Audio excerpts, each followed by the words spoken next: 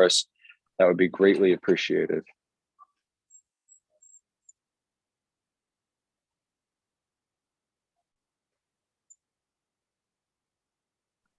You're good.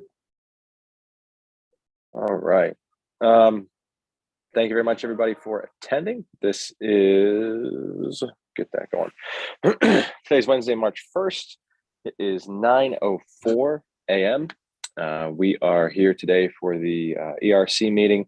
Present today, myself, Eric Biter. We have two stand-ins for other members of council. We have Randy Allison here, and we have Bonnie Katz here, filling in for John Mackey and Vince Spalizzi. There are 3 items on the agenda today. We have presenting Penn Strategies. They're going to talk a little bit about a JBS project for the Children's Discovery Workshop building. And they're also going to talk about the River Valley Plaza over on Basin Street. So, Mr. Fitzgerald, if you want to get started. Thank you, Mr. Chairman. I appreciate it. What I'm going to do is turn this over to the expert to discuss the project a little bit. Pat McHugh is here from representing Mr. Basilega. And as you guys knew early on, this was a building that several years ago there was a lot of concern as to whether or not it was going to remain vacant or be torn down, or what exactly would happen with it. And Councilwoman Mealy, who I don't believe is on right now, and Councilman Allison and Councilwoman Katz, in a previous term of council, had pushed very hard to try and get a developer for the building. So we worked with former Scranton Mayor Chris Doherty. At the time, we were the city's economic development consultant, and we had worked to find a potential tenant or owner for the building. And we got to meet Mr. McHugh. We were just talking about a couple, and Councilman Allison, you were there. First time Pat and I met was at Liz's restaurant, talking to Mr. Basilega about potentially buying the Y. They now have purchased it, and had an original project description which is expanded, and the cost have went up pretty significantly. So, and I also think that it's important to note on this project, Mr. Basilega has not received a nickel in state or federal grant money. So all of the other projects, that are happening, that are active in the downtown, virtually all of them, I should say, received some kind of grant funding from the state or federal government. This project has not yet. So that's one of the reasons that we are talking to the city, because we believe this is a very important project for our downtown. But without much more, I'd like to turn it over to Mr. McHugh to explain exactly what's happening and sort of what the total cost will be. So Pat, why don't you go ahead? Thanks. Yep. Thanks, everyone. So as Jason said, conceptually, this started probably in late 2018, I think probably early 2019. COVID affected the start of the project. We actually had expected to be open and completed with everything by now. Delayed it probably a good 1.5 to 2 years. At this point, what we've contracted all of the trades. We have a general contractor, all of the MEPs, the mechanical, electrical, plumbing have all been contracted. They're at the site now, and we're probably about 10 to 15% actually already started with the project. New roof has been put on. One of the things that we wanted to do was protect the building, because the inside was getting destroyed. So new roof has been placed on the building. Building has been demoed inside the interior, and framing has started and is well on its way. We hope to actually be open. We're hoping for late summer, August, September opening this year. It's a 36 total apartments, 4 stories, includes common area between the 3rd and 4th floor, which is a terrace essentially, kind of overlooking the city green area. Going to be very nice. Both 1 and 2 bedrooms. They're kind of the top of the market. Normally this is, I think, the 8th or 9th project of this. We've taken a building with a historic use factory or so forth and converted it into a generation 2 use multifamily. So we go a little higher end. It's hardwood floors, the kind of upscale kitchen cabinets, granite quartz countertops, things like that. The outside of the building, we always have here and in other projects keep that historical look. Anything we could do to keep the integrity of what the building always was. We're in the middle of doing a project right now in Scranton. It's a Perotti cigar, and it was a Perotti cigar factory for a good century. They had left, we came in. We're doing that project now, and we kept the entire outside of it. So Sorry to Yeah. interrupt. So Councilman Katz has asked if we could speak up a little bit. I don't know. Is that louder? Huh. Hello? Does she want me to just call her and put her on the phone? All right, take up now. Test. Can you He hear us? just needs to be closer to the computer. Jason, I can hear you clearly. I can barely hear some of what he's saying. Okay, it must be where the microphone is. Move closer. Why don't you move Yeah. closer to the computer? Okay. How's that, everybody? Can everybody hear me That's- okay? Okay, that's better. Better? Okay. Okay. So that's always our, one of our, primary goals, to keep the integrity and look at the building. Same thing we're doing at the former YMCA. And I was mentioning we're doing a project, right now in the Scranton area, Perotti Cigar. And we got permission from the Perotti company, I think it's Avanti now, to keep, all of the original look. So that's very important for us. The inside, of course, is 100% different, but the outside, architecturally and so forth, we try to keep that. So we're really happy to be in the Williamsport area. We want to do more. We're using all local businesses within Williamsport and Lycoming County. The bank that's financing it is the Williamsport Bank, Woodlands Bank. They've been great. So one of the factors here too is we've experienced with the start of this project and with our financing, about a 50% increase in the project cost, just the material and labor over the course of the past 18 to 24 months. With that said, our pricing on a lot of these with the multifamilies, it's been a trend across the country, really have increased slightly as well.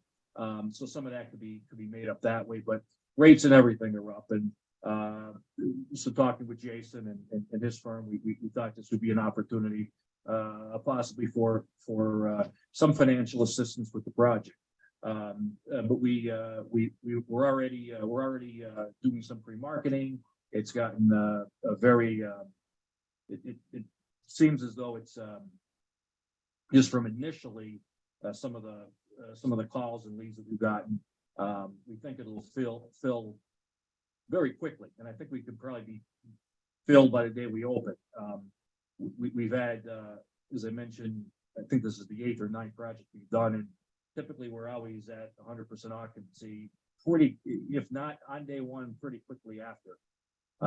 So even going forward, because we're based in Jessup, right outside of Scranton, so we're about 2 hours away.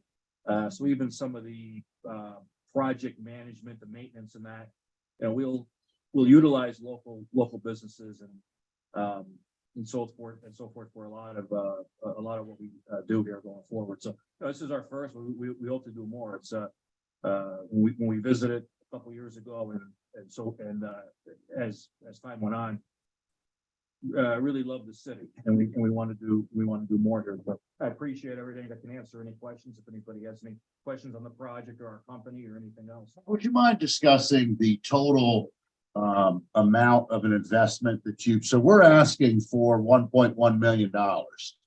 That's our initial request. And as I said before, unlike some of the other projects that have come in front of you, this has received no state aid to date.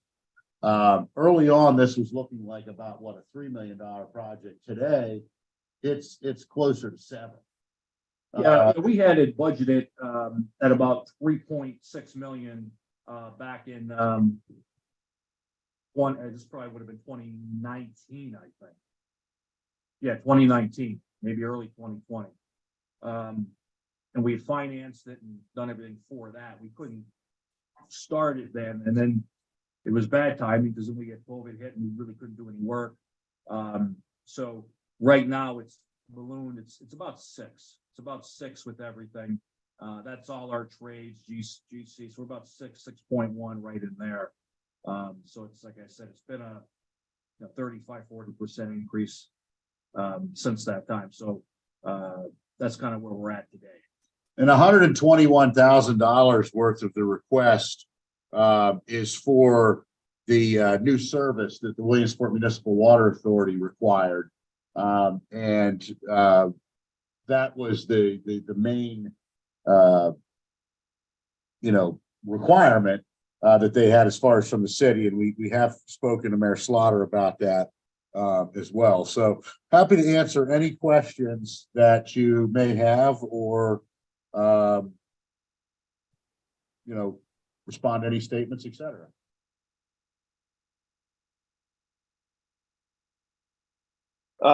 Randy or Bonnie, if you'd like to get started with questions, the floor is yours.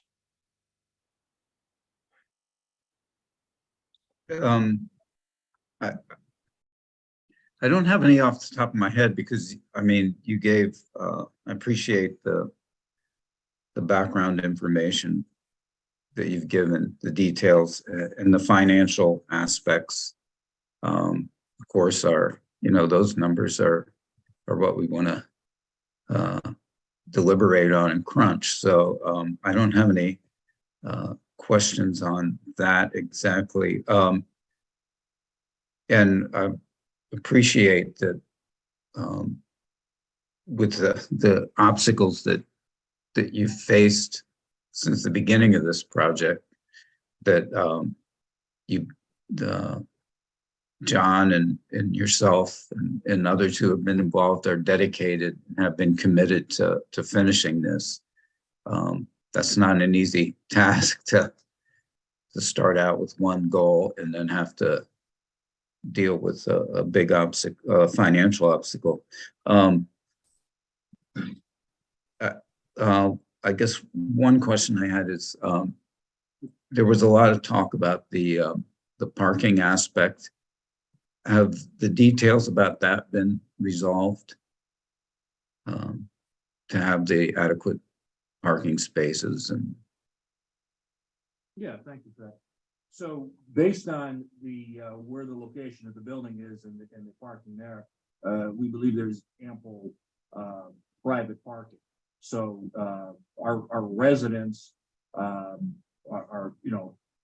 going to likely private park on a monthly basis. I think within 3 blocks, there's a number of private parking. So I think there's ample parking. We don't have on the site our right. essentially line of our property line. The structure goes right to the property line. So there literally is no parking whatsoever. Now we've talked to there's a building, it's the sports complex or the entertainment complex. Right, Liberty Arena. Yeah, Liberty Arena. And I don't know if they have a lot of parking. I don't know if they'd be interested in letting us park. We've asked. Initially, it doesn't seem as though they will, and they may charge for that. But we haven't. It doesn't seem as though they want to let anybody park there. I think the main reason is if they're busy, they may need to park, and we're going to have at least, I said 36 apartments, so potentially at least 36 vehicles, maybe more on some of the 2 bedrooms if there's some more vehicles, but there's, you look at it and I've walked it and it's, there's a lot of a rather large lot right on, I think it's 4th Street, Jason. I don't have it in front of me. Yeah. Yeah, a big private parker, and it's maybe a 3 to 4 minute walk. I think that's the closest, and they have ample parking. So I would imagine that's, that's what would happen. And usually in downtowns like this, it's what happens. I mean, you pay for monthly parking, or you don't have a vehicle, or you use street parking if the street parking is available, depending on what hours you're home. And Councilman Allison, Mhm, the other yes. thing that I think is interesting about this project is, the comprehensive plan. And look, we know that we're asking for, a hefty request. However, that being said, I think it was always understood from the very beginning that the city was going to try to, in some way, incentivize this project. This is before we knew there would be American recovery funds, et cetera. And we're also going to be looking at state funds. And as I said to Chairman Biter yesterday on the phone, we are looking to come up with this money through whatever sources we can. We think that this is what we need, obviously, to continue to move forward. And for the city, we don't really look at it as a grant per se, but rather as an investment that will be returned, obviously in tax revenues and other things. And the fact too, that we're in all likelihood, based upon the studies that we've done, these are going to be new residents moving into the city. They're probably not going to be people who move. Now, there might be some people who live on Grampian or whatever and say, hey, I'm going to retire, I want something a little easier. But we think that these will likely be new professionals who will move into the city. And if this project's successful, whether it's Mr. Basilega or someone else, a similar project may happen in City Hall. And if this is successful, I would think that whomever the, potential investor there is going to have a lot more confidence. And frankly, I think if it wasn't Basilega who owned this building, because of the economic conditions, this project probably would not be getting started right now. And so I think it's important to note that, like some of the other projects that you guys have invested in, this is ready. I mean, it's moving forward right now. It's not going to be a situation where, you guys award funds and then you have to sit around and wait for the fruits of your investment. It's going to happen right away. It is happening. Yeah. Thank you, Jason. That's helpful. Yeah, so I'll open it up, and I'm excited about it. So turn it back to you, Eric. Thank you. I can address the parking situation. Anybody who lives downtown, works downtown, has a business downtown, we all pay for parking in other areas of the city. And it's been that way. And I've been downtown now for 20 some years. And this is, yes, it's an inconvenience for some people, but it is what it is if you want to live in the downtown area and be close to the shops and the grocery stores and everything else. But there are places, and you know that you already looked at places for where there can be parking. My question is, have you started gutting the inside of that building? Because I couldn't hear some of the what you were saying. Yes, it's so what we've done so far, the interior of the building has been already demoed because of the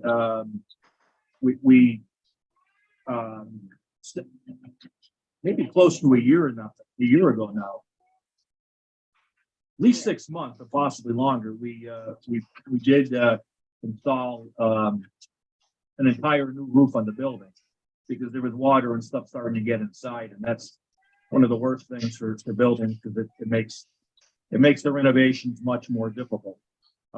So that's been done. It's been demoed, and we've started framing. We're probably about overall, we're probably about 15 to 20% into the project. A lot of framing's already been completed. There's been some, there's some of the plumbing, the main plumbing's been put in. There's been some electrical put in. So we're really far into this point, at least probably a fifth way already done. And as I was saying, we hope preliminary to be open August, September, probably late summer of this year. We hope to actually be open and start having people reside there. The building itself was a maze inside. I mean, there was so many chopped up places. Yeah. I mean, it was, you could have played games in there of trying to find your way out of the building at times. So it was a huge project to begin with. We were Yeah. all very thrilled that you took this project on. And I'm happy to, because we all wondered if anything really was being done with the building. We Oh, don't yeah, want to and see it, Yeah, we absolutely. don't want to see it go by the wayside. Oh, no, it's going to be a landmark, I guarantee it. If you go to our website, jbasrealty.com, you can take a look at the previous ones we've done and see, I don't know if we have any before pictures on our website. We might, but if you've seen what we've done, the before and after truly is amazing.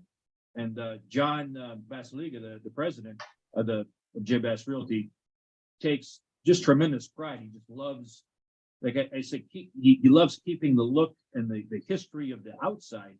And of course, the inside is completely, I mean, you wouldn't recognize it.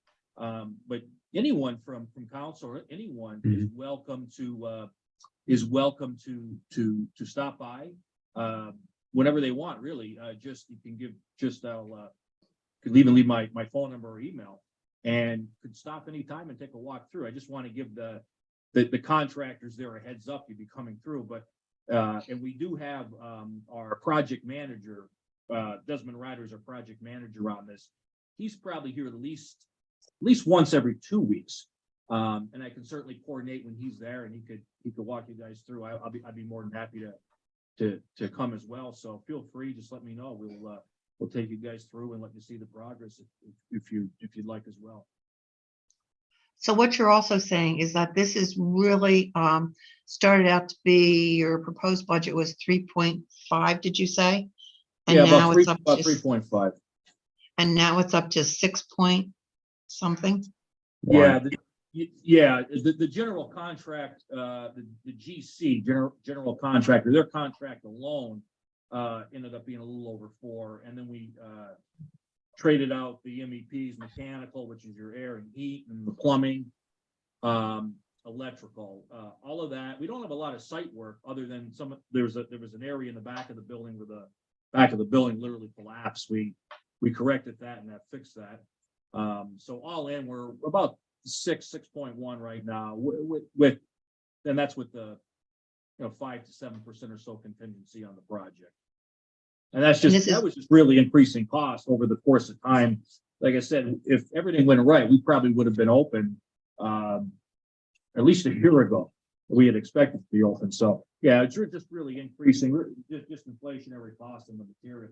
Construction during this last 18, 24 months or so, that's one of the industries that have been really hit. We also have a commercial roofing company, and we were really hurt there with rising prices. I mean, in some instances over 100% increase. It's a huge increase, but we all realize everything has cost more, and we've all heard this. And anybody that's in business, we all know our cost has gone up tremendously. Yes. Is this a historic building? I can't remember. Yes. So therefore, Jason, is there funding that could be done, because this is being done by a private entrepreneur here, funding that he can go after, being a historic building? We're looking. I don't think into it. It's not an historic district. Yeah, we looked into that. I don't think there's going to be anything, as Councilman Allison said, it's not in the historic district. And believe it or not, Councilwoman, there's some tax credits available for historic buildings. I think you probably have experienced them before, but there's not a lot of grant funding that we've come across anyway. It does get you points on other applications. So that could help you in on your bottom line somewheres down the line.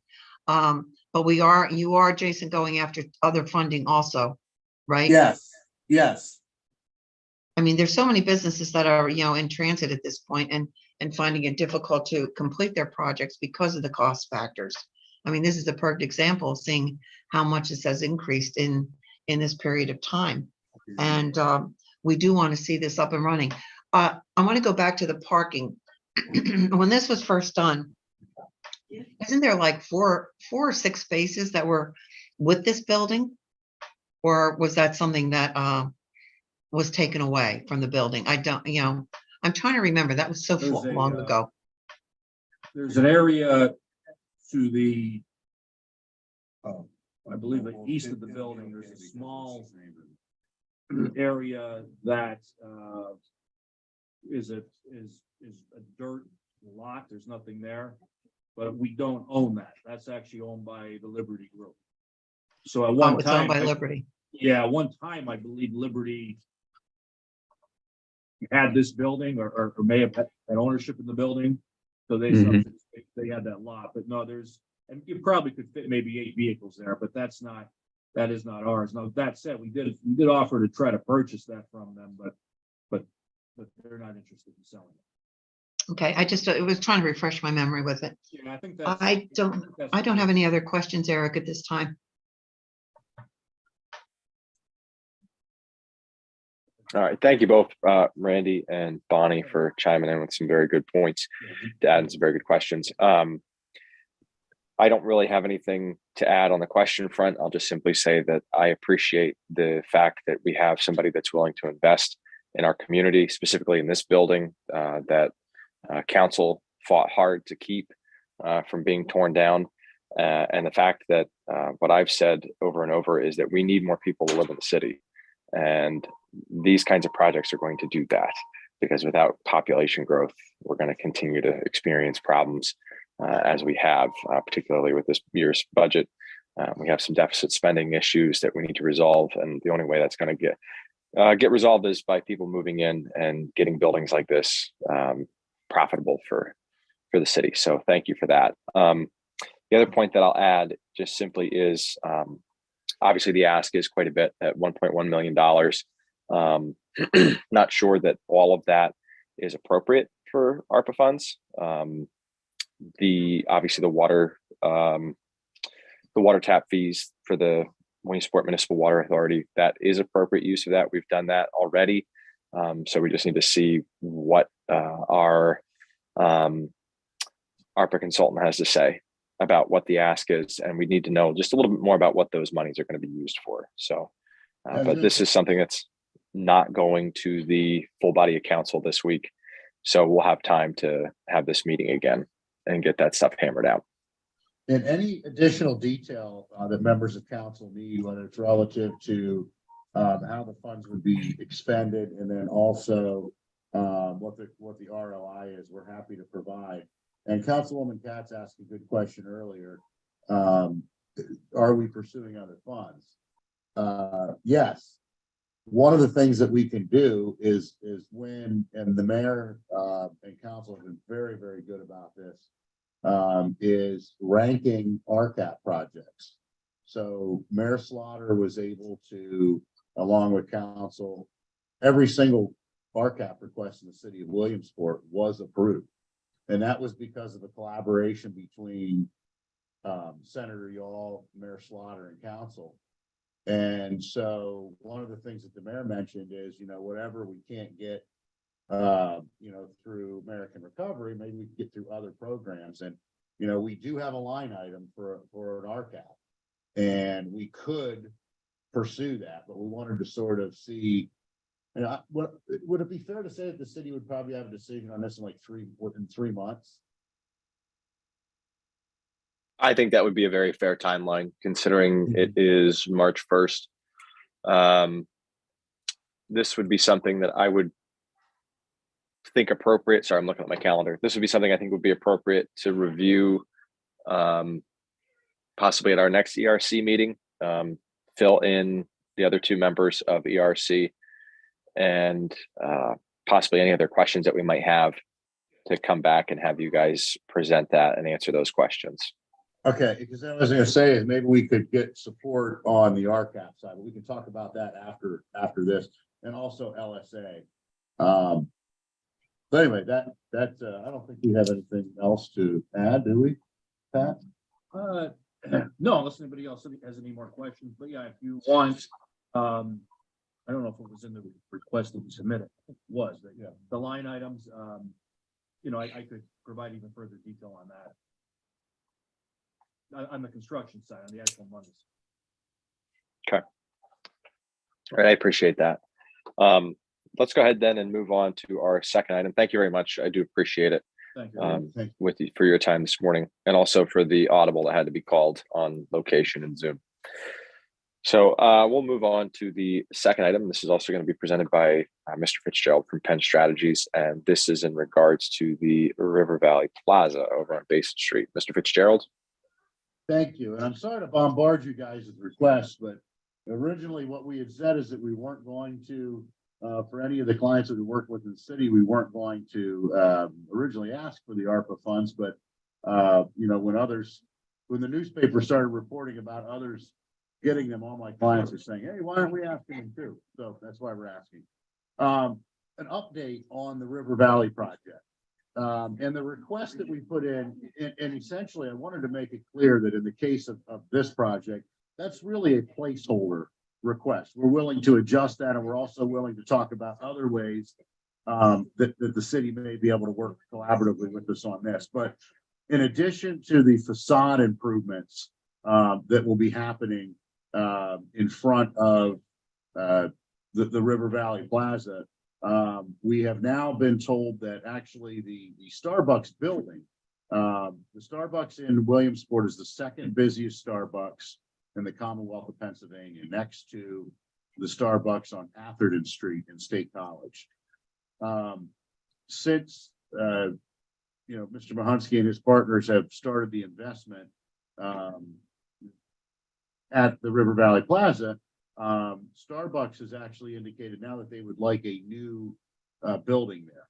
So we're going to be making some improvements to the parking structure, but any of the wiser members of council that have been around for a longer period of time will remember that used to be a Dunkin' Donuts or a donut deli or something. Donut Deli, yep, you got it. Donut Deli. So that building, when Starbucks came in, was not their traditional building. So what they're trying to figure out is, so apparently where that building is situated in the parking lot will make some of the transportation improvements that they were trying to make for the two drive-throughs a little difficult. So they're actually going to be building a new building there and trying to keep the operation going. So we threw out a number, and again, we take this project process seriously, but there are other things that we may need to talk to the city about other than you guys giving us cash for this. So we did put together a $500,000 request, but in order to make the transportation infrastructure improvements that are needed to get that second drive-through in there to facilitate this new building, we may need to talk to the city about the land that you all own in front of the plaza, because some of the transportation improvements that we would be making would require right-of-ways there. And so obviously we'll be talking with your legal counsel, et cetera. But essentially what we're doing is we're coming in front of, and again, for the purposes of putting together a formal request, we've asked for $500,000 towards the project. However, really what we want to do is continue to have a dialogue about potential purchase or some sort of an agreement relative to the land that we would need to that my client would need to be able to finalize the transportation infrastructure improvements. But what we're doing there is, and again, this project will be getting started. The facade improvement portions of this project will be done. Gentlemen at Pine Ridge, I believe, are starting it here in the spring. So the facade improvements are going to be happening right now, and in the following year, next year, we would be looking to, rebuild the Starbucks building. And this is going to become a really impressive facility because we're working with the same architectural operation and construction operation that Lycoming College is. So as far as giving that consistent look in that neighborhood, that's something that we're going to do. So I guess what I would ask is, I don't know if we do this in a work session or if this is the appropriate mechanism for that, but what I would request, as opposed to consideration on our, an up or down vote on that right now, is if we could have a work session where we could discuss ways that we could work with the city to make this project a success. That is not necessarily all ARPA funds or even any ARPA funds.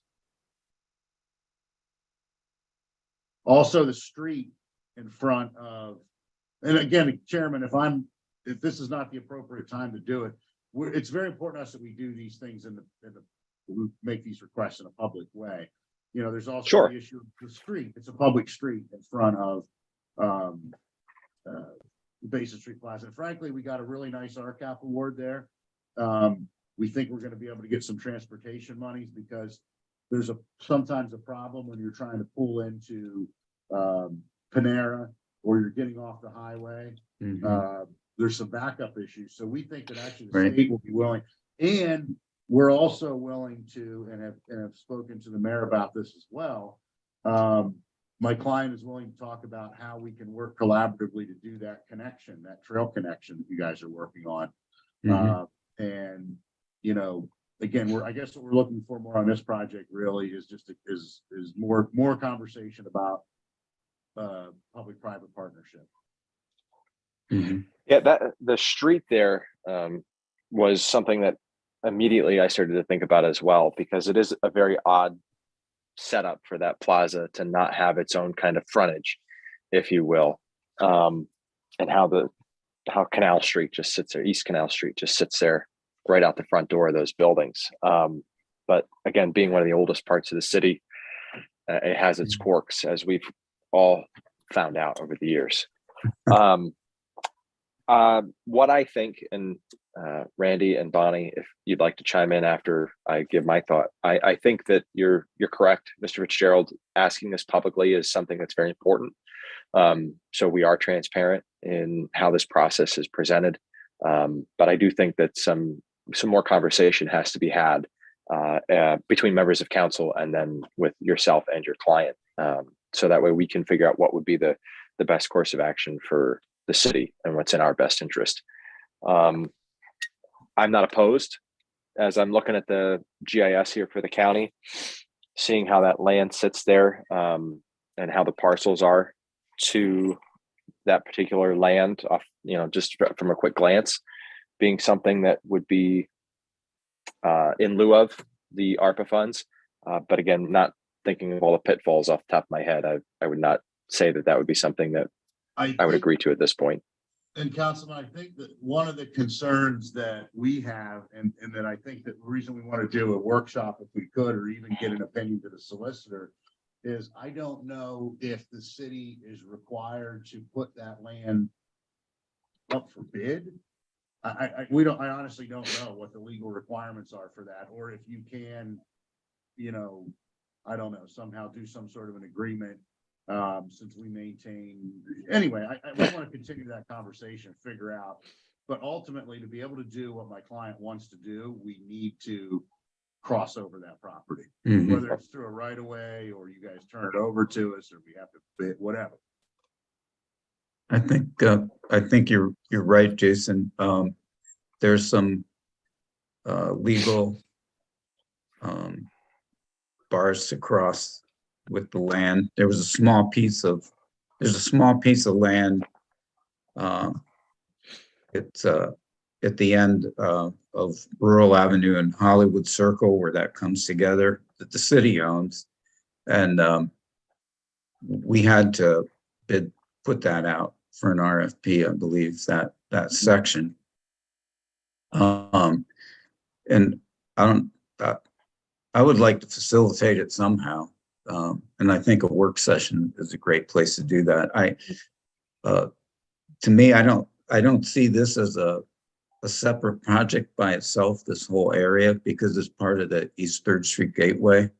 I think, we need to keep that in mind, that this is part of that development that we started so that things would gain momentum right down through that corridor. So, when I see something like this, I'd like to do all that we can do to facilitate it.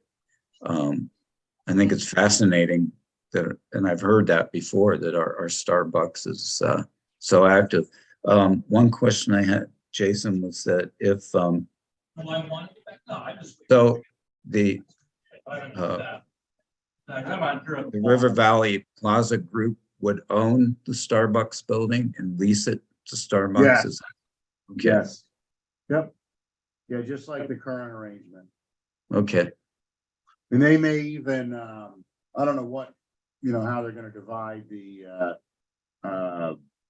cost of it or that sort of thing, but. Yeah, probably a long-term lease. Okay. Thank you.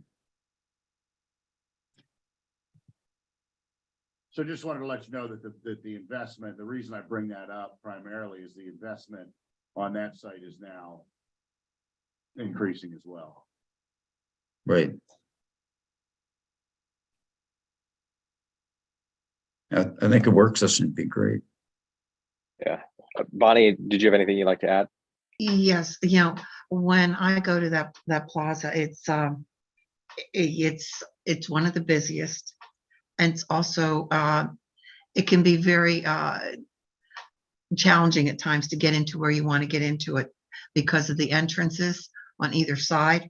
And I can also see where Starbucks, it's if you go to Starbucks, I mean, it's kind of bizarre how you have to maneuver your way through to get to Starbucks if you're going to do a drive-through. But the thing that always fascinated me with this plaza is it seemed like so, it was just like put there, but nothing was, enhanced. And Randy, you're right. If this could be done, that it would look, and in continuing the look of what is with Lycoming College, I think this would be an incredible plaza. I really do. I am all for this as far as going after this and seeing what we can do with it. And a work session would be one area that I'm sorry, my cat won't leave me alone right now. One area that I think we do have to sit down and discuss how we can accomplish this project. But, again, it all boils down to the work session and then how much money this is going to cost us.